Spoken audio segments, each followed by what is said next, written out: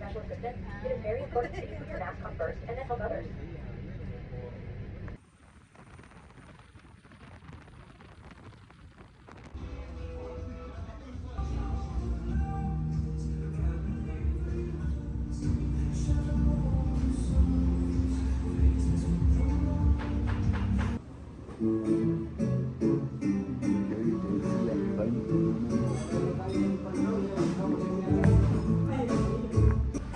Servus und herzlich willkommen.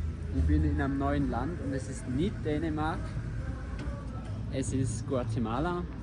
Besser gesagt, ich bin in Antigua, einer Stadt im Süden von Guatemala. Ich werde da auf einen Vulkan aufgehen, das ist mal der Hauptplan.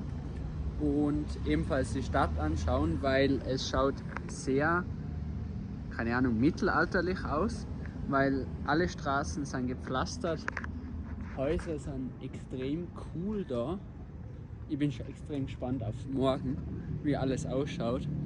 Und der Flug war sehr nice, kann aber nichts davon zeigen, weil ich weder einen Platz am Fenster noch einen Platz in einer Reihe vor einem Fenster gehabt habe.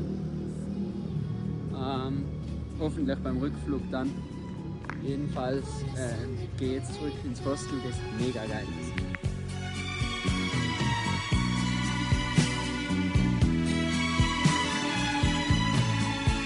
Pues tiene el corazón de poeta, de vagabundo, de mendigo, y así lo he conocido, y así me gusta a mí que sea, que tenga el corazón de poeta.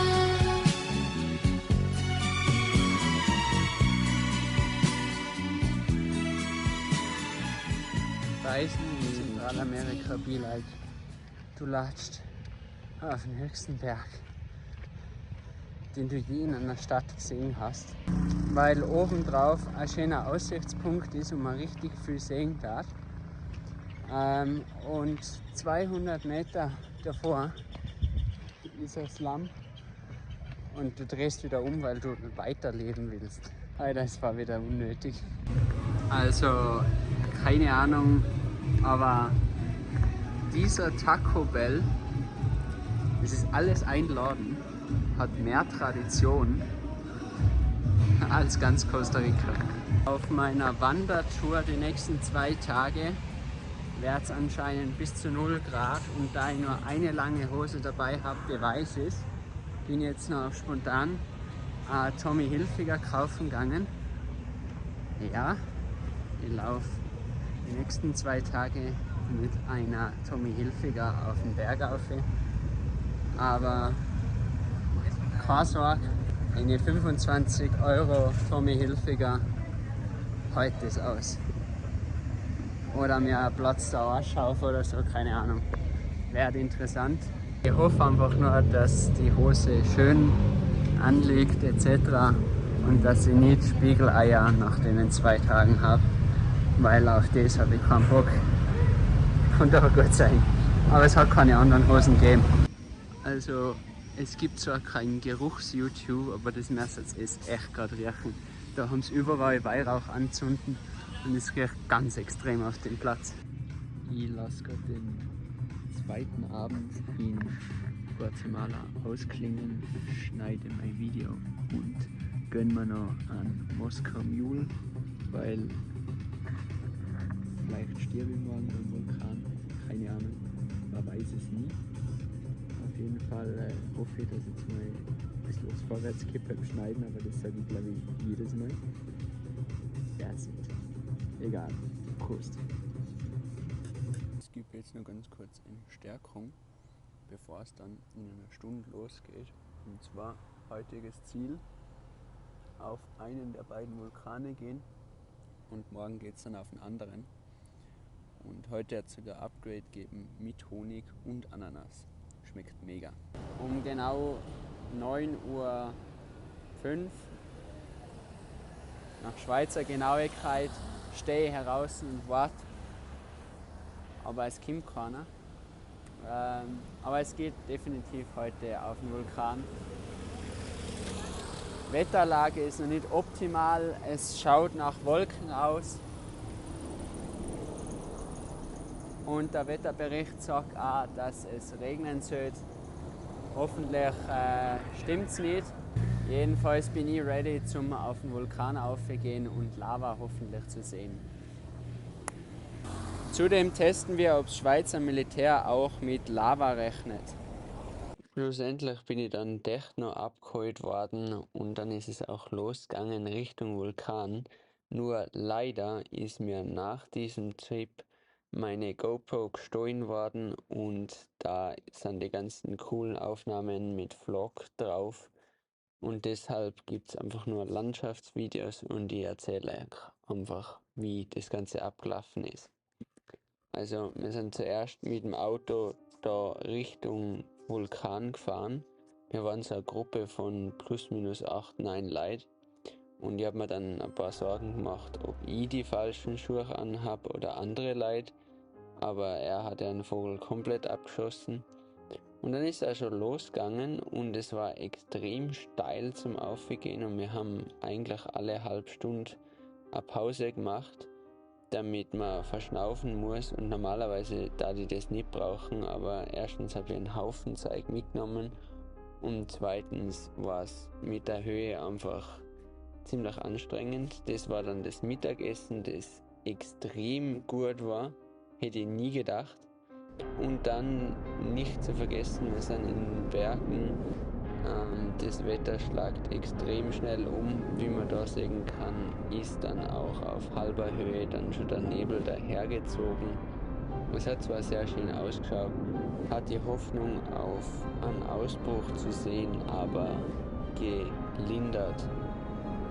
Und dann sind wir auch schon am höchsten Punkt angekommen von der heutigen Wanderung und dann ist es nur noch gerade umgegangen, bevor wir dann zum ersten Mal so wirklich den Vulkan dann auch gesehen haben, der die ganze Zeit ausbricht.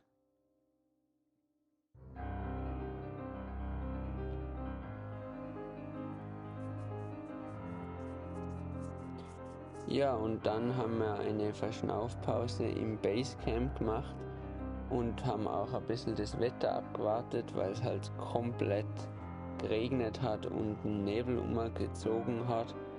Und es war da oben auch schon ziemlich kalt, es hat plus minus 5 Grad gehabt. Und bei dem Wetter ist es dann echt nicht schön gewesen. Jedenfalls sind wir dann ein bisschen später doch noch losgegangen auf den anderen Vulkan, wo ausbrechen hätte sollen. Aber man sieht auf dem Video sehr gut, wie viel man gesehen hat. Wir haben dort ungefähr eine Stunde oben gewartet und man hat gar nichts gesehen, bis wir dann zurückgegangen sind. Und das Zurückgehen war echt krass. Also sowas Extremes mit Wind und man sieht nichts und man hat keine Ahnung, wo man eigentlich hingeht und man hat auch keine Ahnung, wie steil es ist, wenn man daneben runterfliegt. Habe ich noch nie gemacht. Und es war auch eiskalt zum da umgehen und dann hat es noch so leicht genieselt. Und für das, dass wir nur einmal ganz kurz eine Eruption gesehen haben, hat es sich nicht unbedingt gelohnt. Arschkalt, Alter. Arschkalt. Das nieselt. Gar nichts haben wir gesehen. Und ich bin auch recht froh gewesen, dass ich meine Apple Watch dabei gehabt habe, weil die hat mir so den Weg angezeigt, wie es wieder zurückgeht in kompletter Dunkelheit, weil uns der Tourguide 90% von der Strecke allein gelassen hat. Und zurück im Basecamp hat es ein Spaghetti Aglio Olio gegeben und ein Hund hat uns besucht, der sich auch aufwärmen wollte. Und das Beste an Antigua ist einfach die Straßen dort, weil die haben mich durch die ganze Stadt geführt und das ist alles Kopfsteinpflaster, das auch überhaupt nicht uneben ist. Guten Morgen, es wird nicht lang umgeredet, ich zeige Ihnen jetzt Antigua, wie es da ausschaut. Ich gehe einfach mal frei nach Schnauze durch die ganze Stadt und filme mal alles. Es ist mega.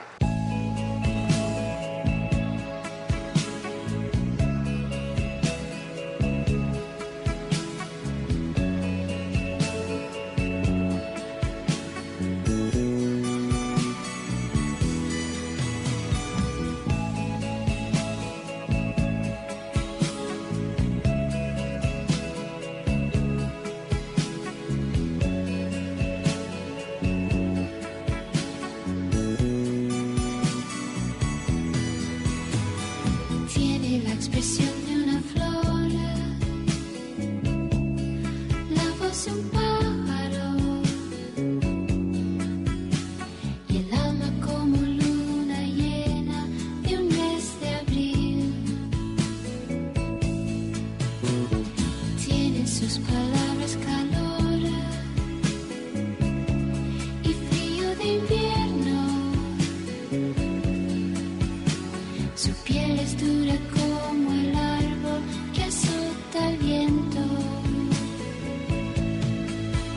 y tiene el corazón de poeta, de niño grande, de hombre niño, capaz de amar con delirio, capaz de hundirse en la tristeza, pues tiene el corazón de poeta, de vagabundo, de mendigo, y así lo he conocido. Y sí me gusta a mí que sea, que tenga el corazón de poeta.